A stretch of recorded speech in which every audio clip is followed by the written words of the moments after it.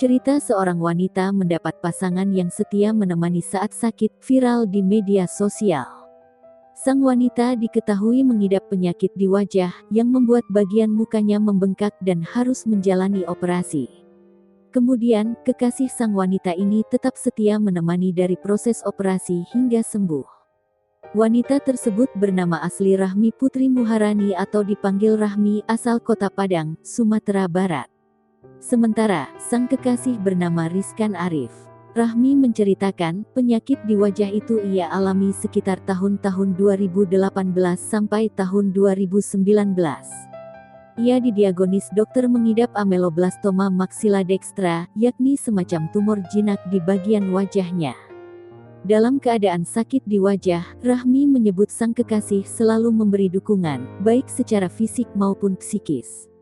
Misalnya, saat berpergian, kekasihnya tak pernah malu dengan keadaan wajah Rahmi yang membengkak.